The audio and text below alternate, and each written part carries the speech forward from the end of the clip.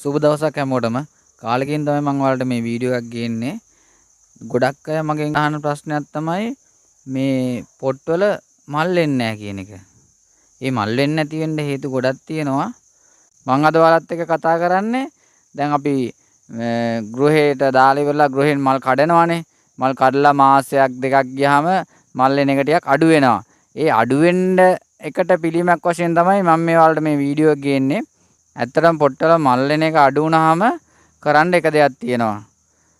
ඒ තමයි අපේ පොට්ටවල දිලීරය වර්ධනය වෙන්න අවශ්‍ය කරන මැග්නීසියම් සල්ෆේට්. ඒ මැග්නීසියම් සල්ෆේට් ග්‍රෑම් 5ක් වතුර ලීටරයක දිය කරලා ඔයාලා පොට්ටවල මුහුණත හොඳට සුද්ධ කරලා ඉවරලා දවසකට එකපාරක් ඉහින්න.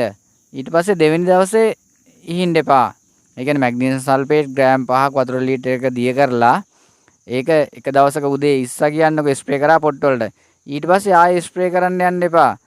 ඊට පස්සේ සුපුරුදු පරිදි වතුර ස්ප්‍රේ කරන්න.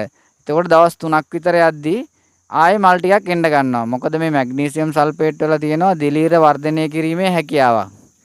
ඒක නිසා එකෙන් ඔයාලට ආයෙ නැවත මල් ලබා ගන්න පුළුවන්කමක් ඇති වෙනවා. හොඳින් මතක තියාගන්න ඕනේ මැග්නීසියම් සල්ෆේට් ස්ප්‍රේ කරන්න කලින් පොට්ටවල මුහුණත හොඳට සුද්ධ කරන්න. සුද්ධ කරලා තමයි මේ මැග්නීසියම් සල්ෆේට් ස්ප්‍රේ කරන්න ඕනේ. දවස් 3කින් විතර පස්සේ නැවත ඔයාලට පොට්ටවල මල් පිපෙන්න ගන්නවා. මේ මම මේ කියන දේ ස්ප්‍රේ කරලා බලන්න ගොඩක් දුරට සාර්ථකයි.